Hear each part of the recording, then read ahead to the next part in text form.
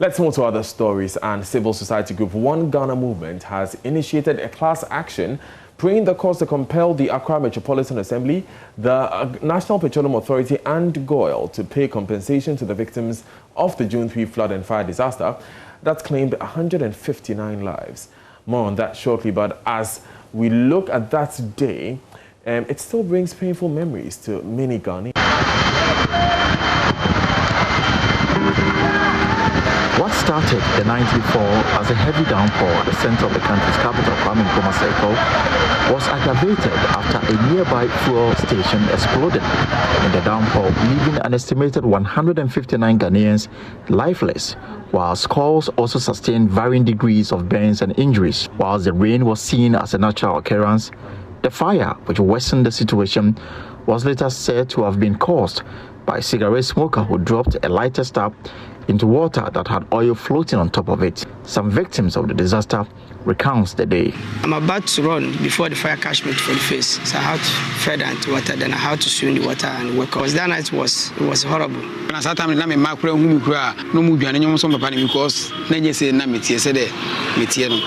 to To prevent a future occurrence of the tragedy that hit the country on June 3rd, the disaster committee recommended the complete dredging of the door drain, a ban on the use of plastic as carrier bags, water dispensers, and cooked food containers.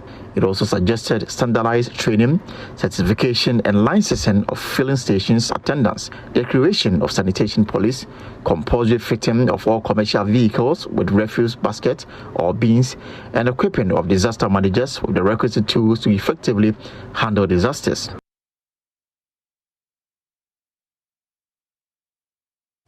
Now, as you heard in that report, the committee recommended the dredging of the Odaw River. So what is the state of the basin that runs through Circle and parts of the Central Business District? My colleague Benjamin Akapo was at the place and now reports. Every year it's all about flood. Every year flood. Every year flood. Every year flood. For the over 30 years you've been here? Yeah, during Rawlings' regime, the flood came only 95, and that's it. Until recently, they've done a shoddy job here, which has cost us a lot. Every time when... What is that shoddy job? Let's talk about it. So there's a gutter that they've constructed, which the olden days, they've done it open, big. Now they've closed it. They've make it narrow and then cover the top. So when it rains, even pure water, when you pure water on the floor, it will flood. So anytime when it's about to rain, I have to leave Abilinkpe. When I'm not at work, I have to come to work and move all the cars out of the yard before the whole place gets... The water here, even for this June, July, we are in headache. We are in big headache. But so far we are always accepting those kind of pressure and those kind of the problem we are in here. We always face it because it has been addressed that we well every year. We don't worry about it, but actually we have been complaining several times.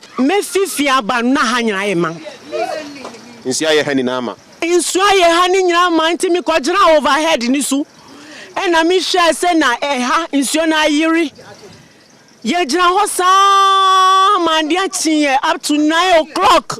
Na yenya baby a be fanti ye san ye chikofa akasapa FM ho ene ye be fa adwaneti ena yenya fridge bi asai ena ye matre ye bomodian etra fridge ni suba ha ye be ba na nsuo asai miniama ni na manfa 1000 manfa 50 pesos yes ra man penyi se ye how kese wo do na ha esisi ekun yen amadun tad no ye nuanu bebre ahwe omun kwan fi so mun niamenti Yesu na junted no ye wa nyame nkwa no yi mi free mu omo amini omu nam nyame ngo biabiam yesra man penyisa ye panatew ye ma ye ni buafo ye ni kunu mu ye ane ye hwe ba ye ane ye hwe fie enti yesra man penyi se onhu ye mobo pa se gota no.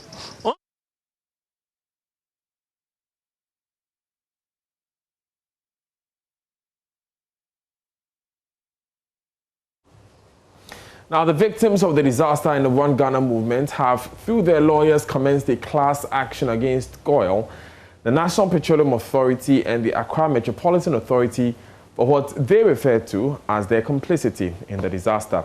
Let's look at the statements by One Ghana movement. It reads, torrential rainfall which affected most parts of the country turned into a devastating fire and flood catastrophe, resulting in the death of 154 people. Hundreds suffered severe burns in the unfortunate incident which occurred on June 3, 2015.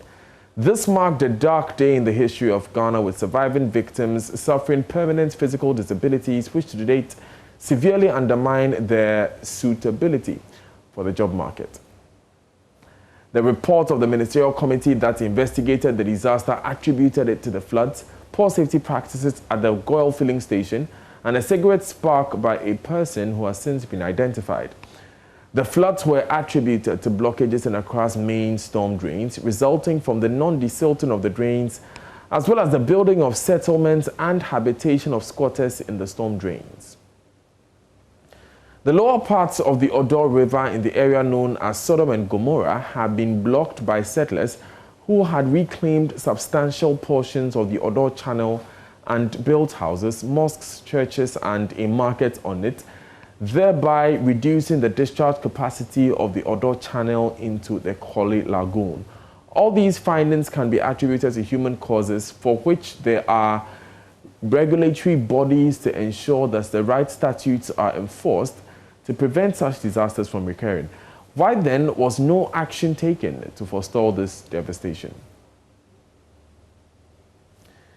It is to this end that, in accordance with the One Ghana movement, citizen responsibility and policy accountability objectives, the J4J3 project was launched on June 2, 2017 to pursue the following aims. First, increase transparency and accountability in public financial management. Second, hold corporations, public officials, and institutions accountable. Third, secure equitable compensation for victims. And fourth, to encourage citizens' participation in governance and increase their engagement with national and local authorities. Now, there's also a statement from government signed by the Works and Housing Minister, Francis Asensio-Boakye. Let's look at that. Now, it says 6 years ago, the lives of about 152 Ghanaians were lost, while scores of others sustained various degrees of injuries through a twin disaster, an explosion at the GOIL filling station at the Kwame Nkrumah Circle, and flooding of several parts of the capital city.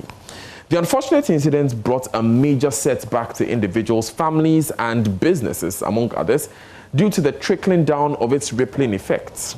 Today, as the nation commemorates 6 years of the infamous June 3 tragedy, government commiserates with the families and loved ones of the victims of this disaster. Our thoughts and prayers remain with them.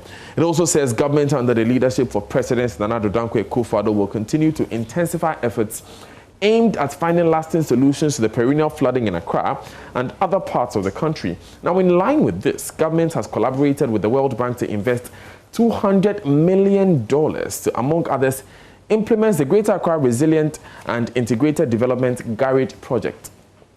The project will mitigate flood risk and address the solid waste management challenges in the Odaw drainage basin, where the unfortunate event occurred. It also involves the reconstruction of some bridges to remove identified impediments to the flow of water in the basin where it rains